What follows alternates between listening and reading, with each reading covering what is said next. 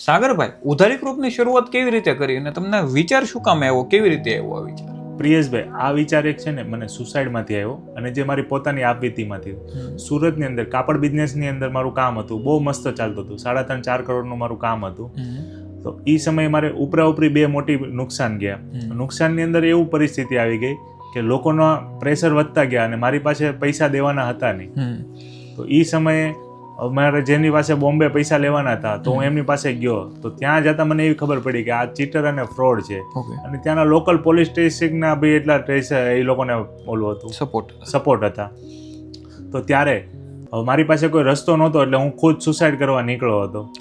તો એ સમયે મને એક મારા અંકલ મળ્યા અને એણે મારી આખી પરિસ્થિતિ સાંભળી, લગભગ 2 કલાક જેટલી સાંભળી હશે. અને ત્યારે મને આઈડિયા આવ્યો કે હું જે કરવા સુસાઇડ કરવા નીકળ્યો છું એવી પરિસ્થિતિમાં તો કેટલા લોકો જીવતા હશે.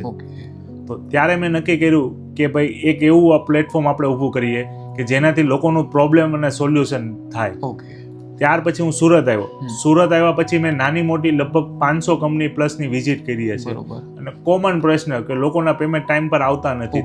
હા, લોકોના પેમેન્ટ ટાઈમ પર આવતા નથી. તો એવા ઇસ્યુના કારણે તો મને ત્યાંથી દેખાણું કે આ પ્રોબ્લેમ છે તો આપણે કઈ રીતના એનો સોર્ટ આઉટ કરી શકીએ. અને ત્યાંથી જઈને હું ઉધારી ગ્રુપ. તો તમે ગમે એવી ઉઘરાણી કરી આપો, મારપીટ કરીને કે બૂચ મારી ગયા હોય એનું, કે ગમે એવી?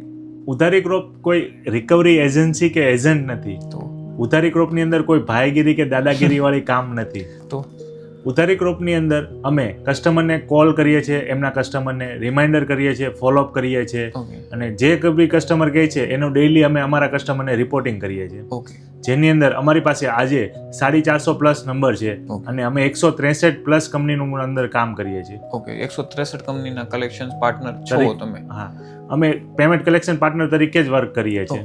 અને રિઝલ્ટ કેવી રીતે? 100% પેમેન્ટ તમે કલેક્ટ કરી? જો પ્રિયેશભાઈ, આજના સમયમાં રિઝલ્ટ 100% નથી આવતું, પણ એની ઉપર પ્રોપર સિસ્ટમેટિક વર્ક થાય ને તો એની અંદર રિઝલ્ટ આજે નહીં તો 2 મહિના પછી એમાં રિઝલ્ટ આવે છે.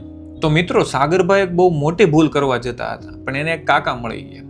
હું તમને એટલું જ કહેવા માંગીશ કે કોઈ પણ બિઝનેસમાં, કોઈ પણ પરિસ્થિતિમાં, પરિવારમાં કંઈ પણ પ્રોબ્લેમ હોય, છેલ્લે સુસાઇડનું ક્યારેય ન વિચારતા. આનું સોલ્યુશન કંઈક ને કંઈક હશે જ.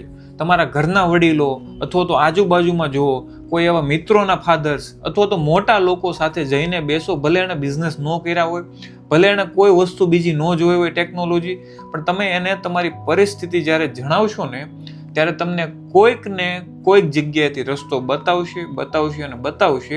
આ વિડીયોનો મારો હેતુ ખાલી એટલો જ હતો કે ઘણા બધા લોકો આજે આવી રીતે ફસાયેલા હોય છે પેમેન્ટના લીધે, બિઝનેસના લીધે અથવા કોઈ પણ પરિસ્થિતિમાં. અને